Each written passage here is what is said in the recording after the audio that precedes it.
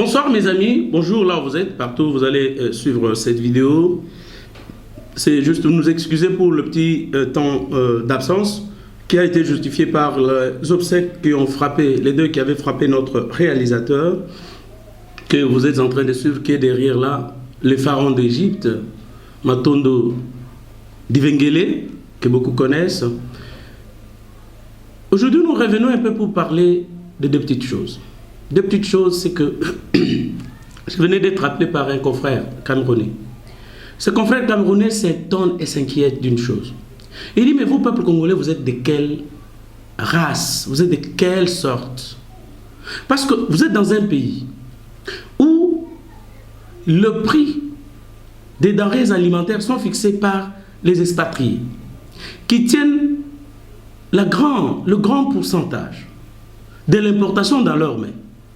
Et un système qui a été instauré par l'ancien régime, qui n'a favorisé que les expatriés, qui n'a favorisé que les étrangers, au détriment de Congolais. Mais vous les laissez, au-delà de fixer le prix, au moment où votre gouvernement est intervenu, au regard de la loi portant sur la concurrence et la liberté de prix, votre gouvernement est intervenu pour enlever certaines taxes et laisser que ces importateurs baissent le prix. Ces importateurs refusent de baisser le prix, mais exigent qu'ils maintiennent leur prix malgré la suppression de certaines taxes. Mais votre peuple ne peut pas marcher pour ça. Dans d'autres pays, au Soudan, dans certains pays de l'Afrique australe ici, ces choses-là ne peuvent pas se passer, pour ne pas parler de l'Europe. Comment est-ce qu'un peuple ne peut pas marcher pour lui-même? Comment est-ce qu'un peuple ne peut pas marcher pour son propre ventre? Comment est-ce qu'un peuple ne peut pas marcher pour l'eau et l'électricité? On peut manquer de l'eau, on peut manquer de l'électricité. Ça ne sera pas une question pour laquelle on va marcher. Moi, je pouvais attendre qu'un jour, que la Mouka, que Nojek, je pouvais attendre qu'un jour, que Filimbi, que Lucha se lève un jour pour dire, aujourd'hui nous allons organiser la marche contre la FEC, qui tient mordicus au maintien de prix exorbitants pendant qu'ils achètent ces produits à l'étranger à des villes prix. Mais votre peuple ne marche pas pour ça. Mais votre peuple attend être invité par la Mouka pour la dépolitisation de la CENI. Ok, la CENI est dépolitisée.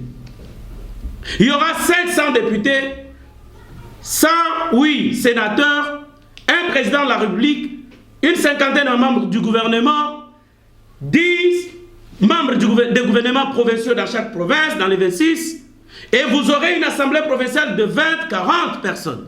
Et dans 20-40 personnes-là, vos fils et vos filles vont se retrouver. Mais si le prix, par exemple, du carburant baissé, si le prix, par exemple, d'accès à l'eau, d'accès à l'électricité baissé, c'est tout le monde qui va en bénéficier. Si le poids, les volumes du pain augmentaient, mais c'est tout le monde qui va en bénéficier.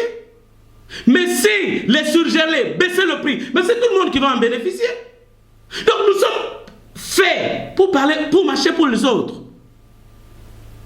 Nous, à un moment donné, prenons notre sort à main. Prenons-nous au sérieux.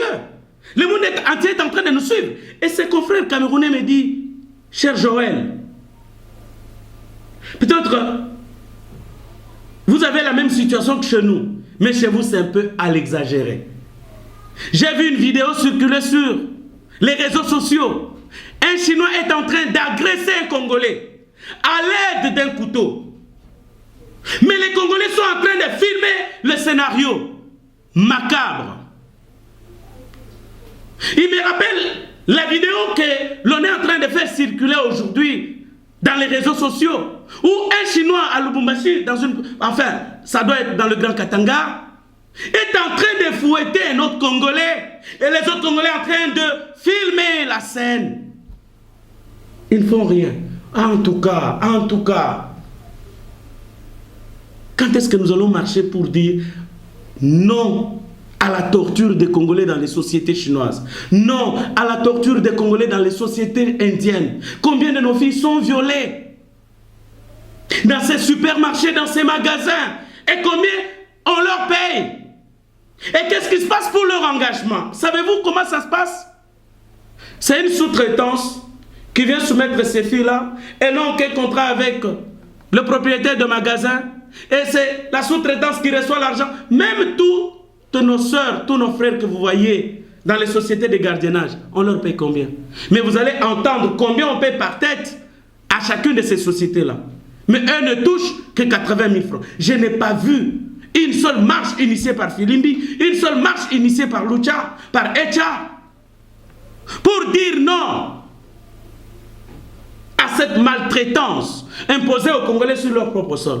Mais vous allez voir demain que les gens vont marcher. Pourquoi? La dépolitisation de la CENI. La dépolitisation de la CENI, c'est impossible. Étant donné que la CENI est un organe éminemment politique. Et ailleurs, les élections sont organisées par le ministère de l'Intérieur. Demain, nous reviendrons sur la commission que l'on accorde à AGN Resources contre la société Sokimo. Nous allons y revenir. Merci.